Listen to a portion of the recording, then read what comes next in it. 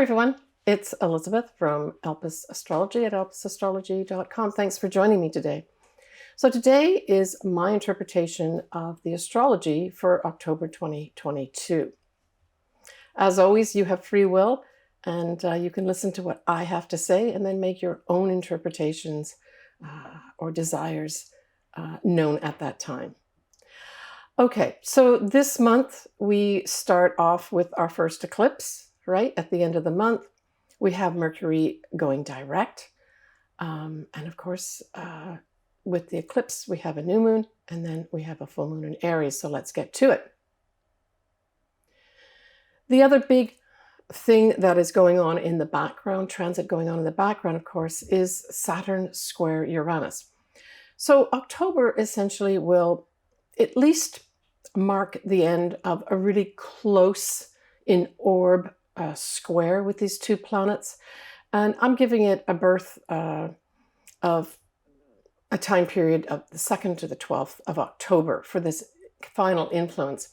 So I would expect that October is going to see some not necessarily conclusions with regards to our changing of the guard, where the old has to be replaced with the new, although certainly even in the past few months we have seen major changes, unexpected changes in shifts of power, right? So this will also be kind of like a grand finale in some ways, but the curtain will rise again for sure. And so it's again that big push. So there will be some kind of significant events happening in October with regards to that, the changing of the guard, right? There's still places that need to have those changes to bring in the new, basically, right? And in our own lives, we may also have that theme playing out. Are you clinging too much to old, traditional, maybe archaic ways of doing things that really need to be changed up, right? Now, we are looking at, in terms of degrees, for those that are interested, we're looking at the 18-degree mark here, right?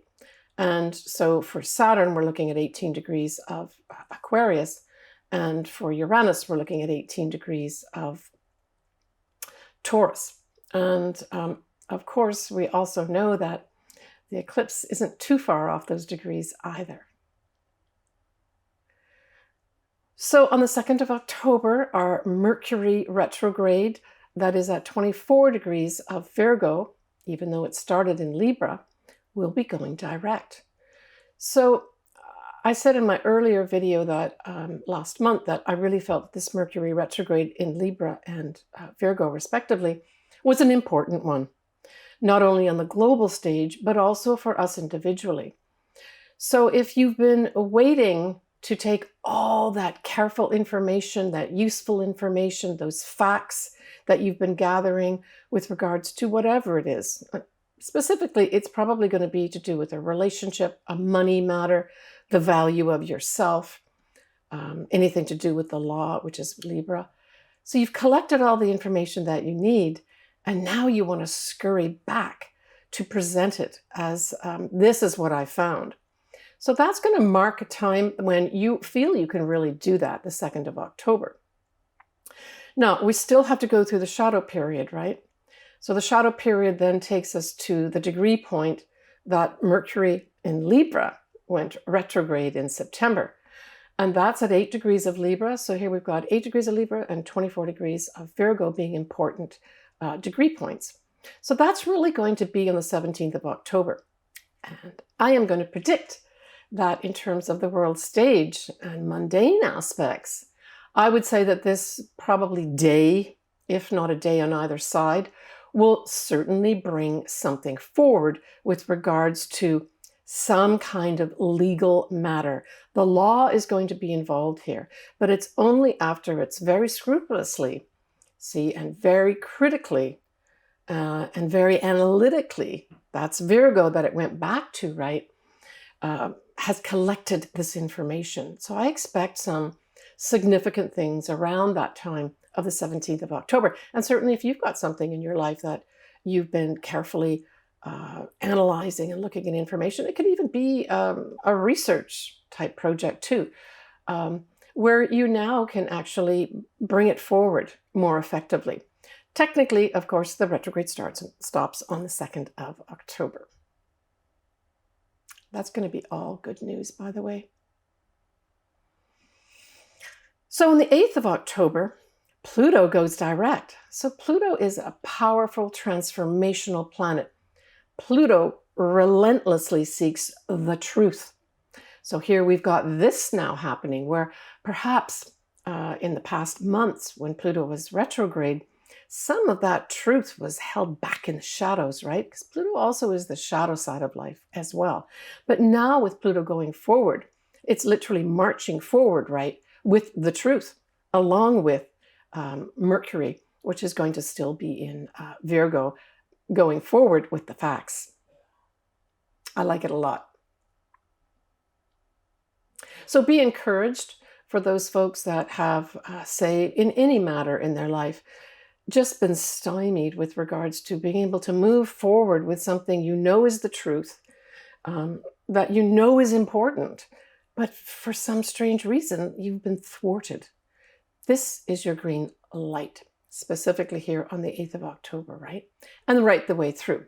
Pluto will take some time to really start moving forward again, right? And get its power back. But anytime a planet rather, is going either direct or retrograde, it's at that time period that the power is the greatest, right? And the more significant things that could potentially happen. So, hey, we could also have Pluto rules people in power. So as early as the 8th of October, we could have some more people being removed, either forcibly or voluntarily from a position of power, right? Because that's going to be working in conjunction with that whole background transit of the Saturn Square Uranus, bringing in the new. So our first moon, our first lunation is going to be on the 9th of October. It'll be a full moon in Aries at 16 Aries 32 minutes at 1:54 p.m. and that's Pacific Daylight Time. Now remember, with a full moon, we have the moon, in this case in Aries, but then we've got the sun in the opposite sign causing this full moon. And so that sun is at 16 degrees of Libra. So here we're bringing in the Libra again, right? Relationships especially, but also the law, diplomacy, and on a lighter note, charm and sweetness. But it's going to be conjuncting a Venus, which is what its ruler is. So even though this is a full moon and it's going to be bringing a conclusion, a culmination of some sort, an ending into view, especially if you've got something around those degree points, because the sun itself, the inner essence of this full moon, is conjunct not only Venus, which is a beneficial planet, it's called a lesser benefic, it's also the ruler of the sun. So I see this as a very positive thing. This could, for some people in their day-to-day lives, this could be a new relationship comes your way. Or in particular, maybe this is going to be a new start in an existing relationship. So for those that have been, fraught with maybe relationship issues where things haven't been clear and you're just unsure, I would say this full moon could maybe end that confusion or end that indecisiveness and have some sweetness come in here where maybe this relationship takes on a whole new shine and you're able to move forward in a better way. Because this Venus is conjuncting the sun in Libra, we're talking about balance. So perhaps there are going to be some people who finally find some balance in their relationships. And of course, that's all about having discussions, right? But the full moon in Aries itself is saying, I want to charge forward. I want to do things my way. I want to be independent. So there may be other folks that decide, I need to go my own way here and blaze an independent path for myself, pioneering something new. Now, it's got to be sort of close to that, I would say 15 to 17 degrees of Aries where it will have a big impact. So say, for instance, you've got your ascendant is in Aries around those degrees. This could be your green light where you are able to finally move forward. Mars rules this full moon. So then we look to see, well, where is Mars right now? And we see Mars is in Gemini, and it's been in Gemini for a little while, and it's going to be in Gemini for quite some time. Mars in Gemini will go retrograde on the 30th of October and stay retrograde till about mid-January next year, but it will stay in the sign of Gemini till about the 25th of March, 2023. So if you've got any planets in Gemini, certainly around almost any degree point, because it covers quite a geography, this Mars in Gemini, either retrograde or direct, there could be some significant redoings and reconsiderations. But because it is going direct at this time, I would say that it's supporting this full moon in terms of especially directing energy towards anything Gemini. So that's messages, that's communicating with other people, right? Gemini is the twins, it's two people. So again, this lends itself to the idea of relationships. And as long as you're entering into dialogue, right? And this can also be taken up on a global level too, where dialogue is extremely important. Dialogue, negotiating contracts. Now, this Mars that rules the full moon is actually trine Saturn at this time. Trines are favorable energy.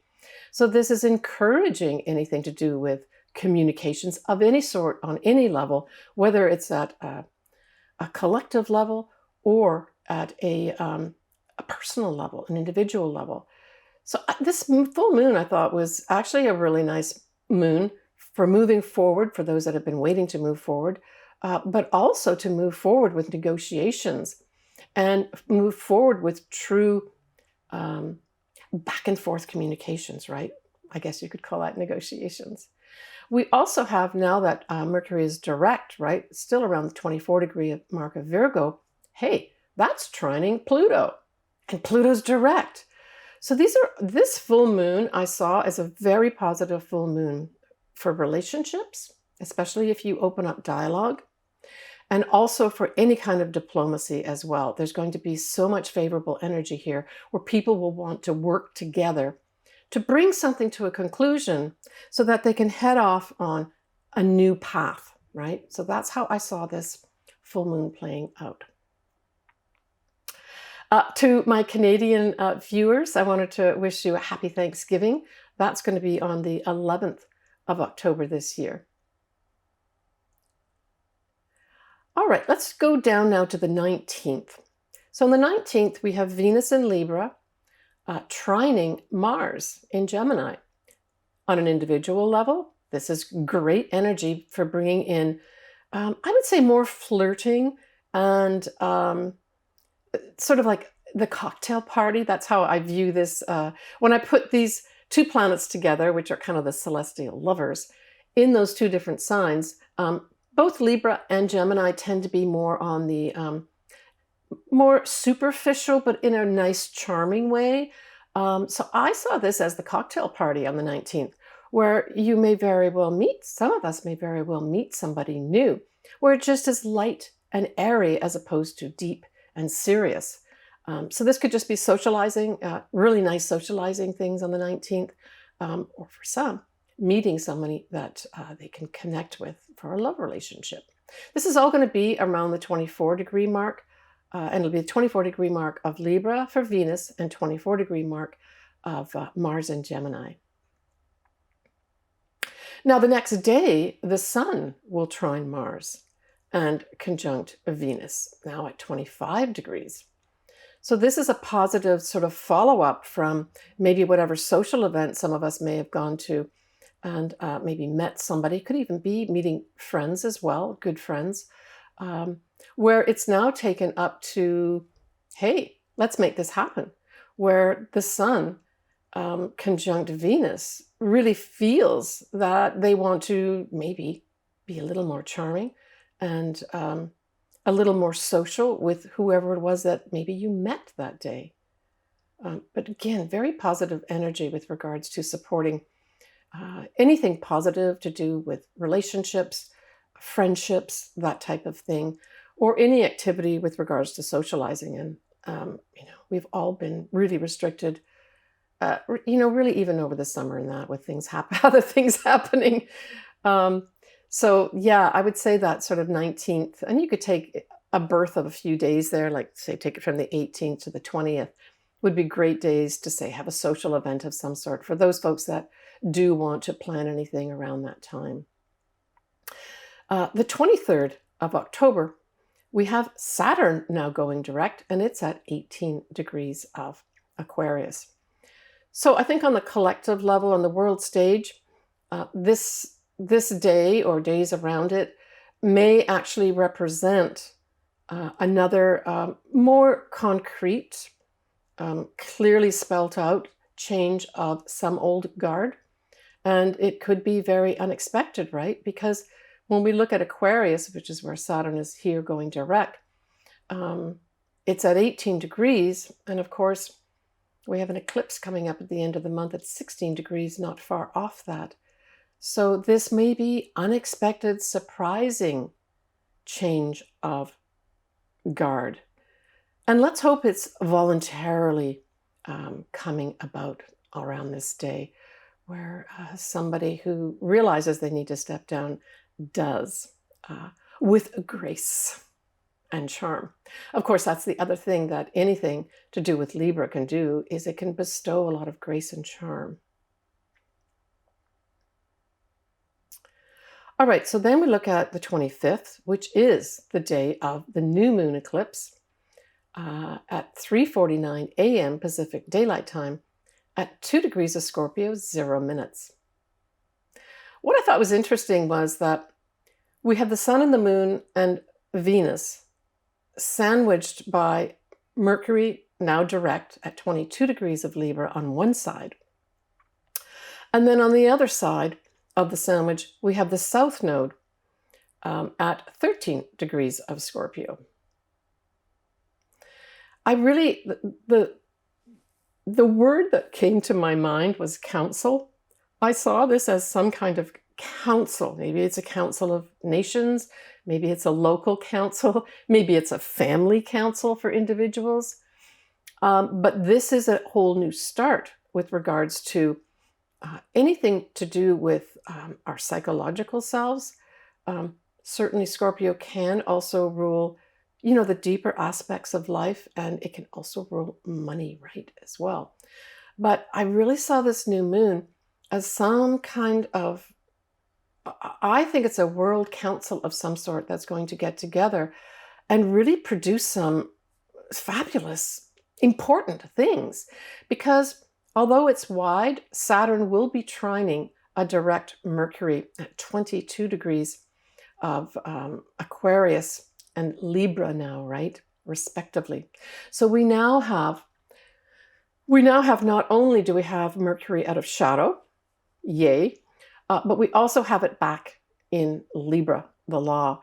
So, and of course, if you think of Saturn, Saturn also has a lot to do with rules and regulations.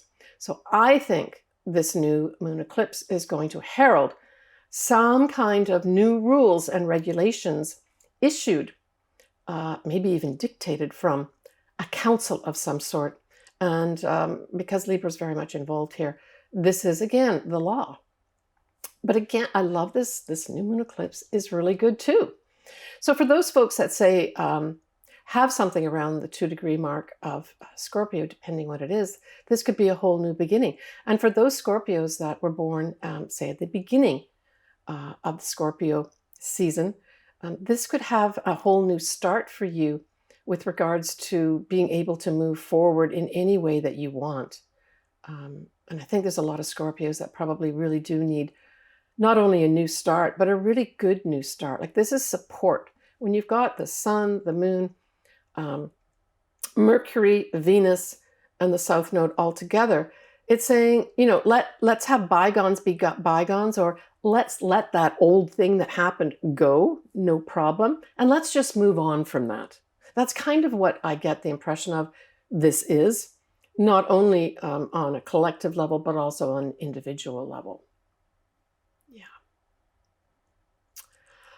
Okay, so the 27th, we have Mercury that is in Libra at 25 degrees. Will be trining again, trining Mars. So these are the celestial lovers again. So maybe some kind of social event, this is individual, of course, that you went to around, say, the 18th, 19th, or 20th of October, could have somebody maybe reaching out to you, because this is now Mercury kind of reactivating the Venus-Mars trine. Now it's Mercury trining Mars. So this is forward movement. And the 27th is before actually Mars goes retrograde, right? So it's still before the official retrograde. And so I saw this as just really messages coming in, charming messages, sweet messages coming in, probably as a result of whatever happened around the 19th. So we could take that out to the global collective level or individual level. So look to see what you have around, say, we had the 24-degree mark when it was Venus Mars. This is 25 degrees. So let's take it from 23 to 26 degrees of Libra and Gemini respectively to have some kind of more important, significant effect for you. Okay, so we've got the 29th, and we have Jupiter retrograde now at 29 degrees of Pisces. And 29 degrees of any sign is very much sort of a culmination of the sign's energies, but it is called a critical degree. So this is coming up, it's butting up right next to the Mars retrograde, which will happen the next day. So I see these two things going together, the Mars going, the Jupiter going now backing into 29 degrees of Pisces, and then the Mars going retrograde as sort of consecutive events. So this is basically having us to be compassionate. So there may be something that comes up in the world that really requires a compassionate eye and action at this time. Now, Jupiter will stay in Pisces till the 21st of December, at which time it will finally go into 0 degrees of Aries, and then of course kick off the Jupiter in Aries. And I did do a video on this for those that have not had a chance to watch it. I'll put the link below in the text box, but I won't go into all the sun signs and ascendants as well. I also did one for Jupiter in Taurus too, which starts sort of May time next year as well. So I've covered the next 2 Jupiters going into different signs for you, should you like to look at it. And of course, I go into all the sun signs and ascendants as well. I'll put both those links in the text box below for you. Okay. Yeah, the other thing is for those folks that say have something around the 29 degree mark, although Jupiter is retrograde, it's hard to get a bad aspect from it. So this, for those folks that say it's your ascendant around 29 degrees of Pisces, this could be with a second time with Jupiter being on top of your ascendant, say,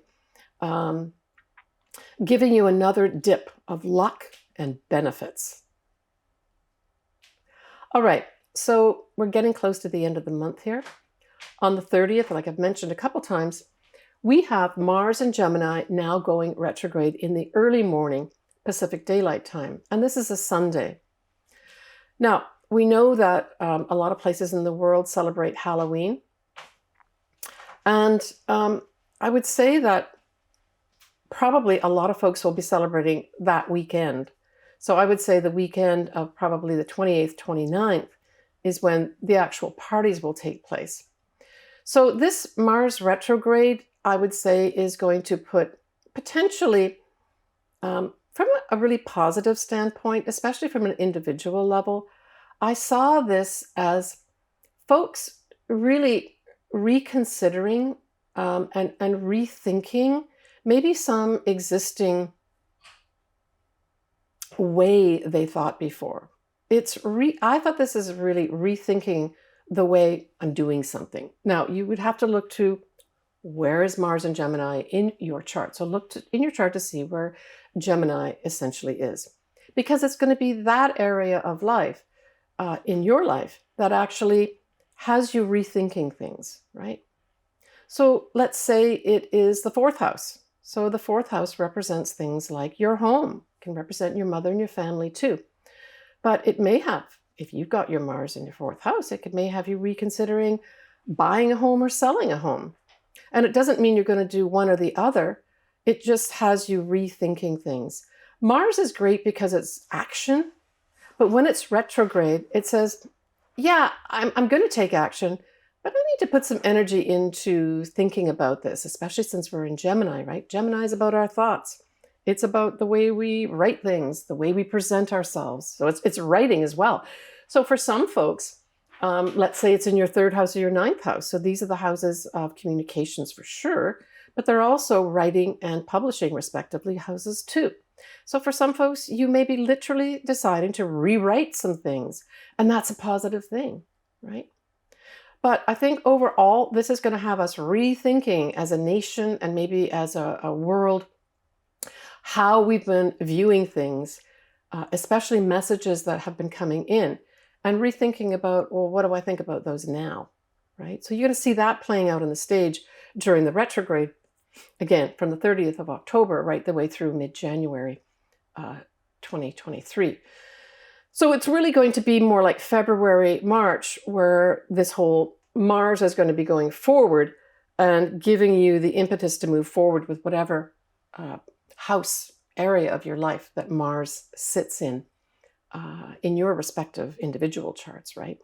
We can leave comments and certainly discuss this back and forth over the next few months.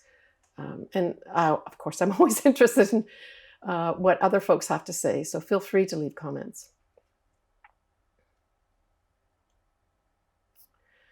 So the other thing that we have happening around this retrograde is we have the Sun conjunct Venus. That's at 7 and 9 degrees Scorpio, respectively. We have Mercury also in Scorpio, now at 1 degree. And then the transiting moon is going to be conjunct Pluto. So this is a powerful point. This is at 26 degrees of Capricorn. So let's just go back to Capricorn a little bit here. For those late-born Capricorn, so those born, well into January, this could be also an aha moment of some sort that is necessary for you to maybe do some planning. That's how I see this going. With the sun, or the moon rather, conjunct Pluto, it's bringing in some kind of emotional illumination of some sort that could be transformational. But because you've got the Mars retrograde on top, some Capricorns are going to get the opportunity maybe to redo some things here, especially as it applies to writing, communicating, or messaging of any sort. It can also, go out as far as generalizing it to sales and commerce as well. It covers those areas too.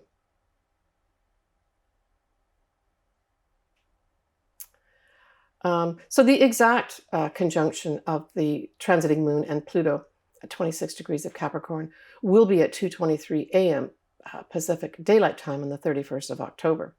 So I'm going to leave that there and just say that that end of the month could bring some emotional truth to light, right? We talk about, when we take the moon up to a global level, we're talking about the people. And then when we're talking about Pluto, we use one word, and that's the truth. So the truth is going to be revealed to the people, maybe literally on Halloween, the 31st of October, 2022. As always, I love to do people's charts. Astrology is my most favorite thing to do. And I want to thank all my viewers, as well as my listeners on Spotify. My goodness, that channel has grown exponentially. Thank you so much. So I'm going to say goodbye for now. We're now in the fall season, and it's time to get cozy up here in the Northern Hemisphere. And the Southern Hemisphere, it's time to go down to the beach, I guess. All right, everybody, I'm sending you lots of love. Please take good care of yourself. We've got a big packed month in November with a major total eclipse coming, right? And that's going to be in Taurus, conjunct Uranus. Bye for now. And we will talk to you next month. All right, so let's get into the ascendant signs or sun signs, or both. All right, Aries. So you got the full moon in your sign. And of course, that says it's your first house. Now, for this to be significant for you, Aries, we're really looking at the degrees of about 14 to 18 degrees of Aries. Now, because we've got Chiron here too, this could, for some Aries, bring some kind of culmination with regards to them healing, maybe something to do with their health. Now, this could be also psychological, but it could just be a health problem that some Aries have had. And this full moon brings it to some kind of conclusion, right?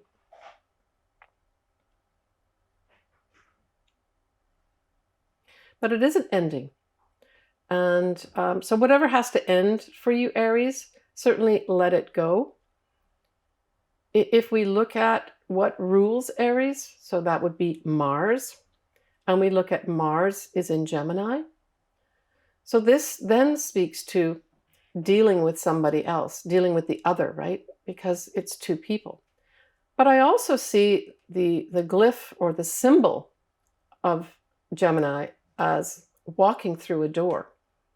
And because Mars is involved here, it's action. And I get this feeling for some Aries that you have to close one door and open up another door, perhaps with the aid of somebody else, and walk through it.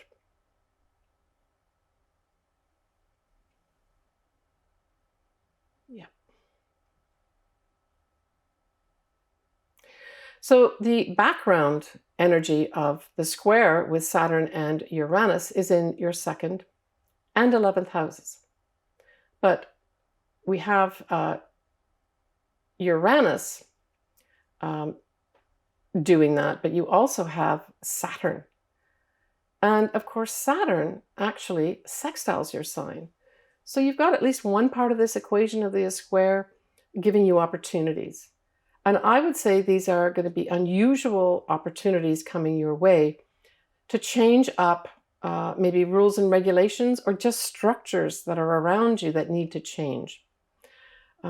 Embrace the new with a transit like this, which is kind of like a once-in-a-lifetime transit. Embrace new things with regards to the income that you're earning as well as your friends. So you may end up changing your friends as well as the groups that you belong to. And there's some kind of tie-in with the money that you earn. So you could have, if you play this square right, some kind of breakthrough with the money that you earn. That's how I saw this playing out for you, Aries. And this is kind of like this whole effect now is going to be waning once October is through, right? Yeah. All right. So we talked about Mars in Gemini. And of course, we know that Gemini sextiles your sign, Aries. And we're talking about the 3rd house. Well, and Gemini rules the 3rd house. So this is all round, whether we have Mars going direct or retrograde is going to be really positive for you. For those Aries that write, this could be you rewriting a project that you have. It could also have you literally having a writing project come back to you that maybe was in the past that somehow didn't work out, comes back to you, and you actually can then go forward with it. It does speak to working with other people. Now, Aries as a sign likes to be independent and likes to pioneer and blaze new paths. But this Mars in Gemini says, nope, not so fast. We got to work together here. So I said that's the only caveat, Aries, is that this Mars retrograde is going to request that you work together with somebody to produce something. And it's 3rd house related. Now, the 3rd house rules siblings and your neighborhood. So you could be, for whatever reason, having to work with your siblings, with your neighbors, in your neighborhood. It could have you also having to take many more short trips. Short trips are also featured in the 3rd house. But it could also have you taking some short courses. Maybe you're making some kind of decision at the full moon in Aries that you want to do a different type of job. You want to earn your income in a different way. And that this Mars here in Gemini gets you busy doing these short courses that help you get into a whole different job and earning income in a different way. But working with others is going to be important for you with the Mars retrograde, Aries. The new moon eclipse in Scorpio is in your 8th house. So that's your shared resources. It could represent a new sexual relationship as well. It represents the deeper sides of relationships. And we've got Venus in this eclipse, so I would say that's a real possibility for some Aries. But Venus also rules money. So there could be an unexpected, unusual new beginning with regards to some kind of investment coming your way. Venus also rules women, so women may feature favorably for you with regards to investments. But positively, Scorpio also rules the 8th house. So you've got an additional benefit here of the house that rules Scorpio is the house that this eclipse falls in for you. Now, Pluto is the ruler of the eclipse in Capricorn, and of course this squares your sign. So for those odd Aries that has anything, say, around the 26-degree mark, say you've got your sun towards the end of Aries, it will have Pluto squaring that sun, or if it's your ascendant. And this could just bring some challenges your way. A challenge is just to have a new beginning, right? And I always say with the squares, it just means you've got to think outside the box. You're going to have that Mars operating in the background, either, well, at that point, it's going to be just around the retrograde time. So again, just keep in mind, Aries, that especially around this eclipse, ask yourself, am I working effectively with others? And if you're not, put effort into doing that. The square, okay? And then things can become productive, because you can also do a lot of productive things with squares. But Gemini, the Mars in Gemini is going to require you to do it with others. All right, enough said. Good luck to you, Aries. So that wraps up my October 2022 view of the astrology. Next month is a big month. We have the eclipses. The eclipses continuing, in particular a total eclipse on the 8th of November at 16 degrees of Taurus with Uranus conjuncted. Big changes are afoot. And in fact, that eclipse will certainly exert an effect probably for 6 months, especially if you've got something around that degree point. All right, folks, I'm sending you lots of positive energy and lots of love.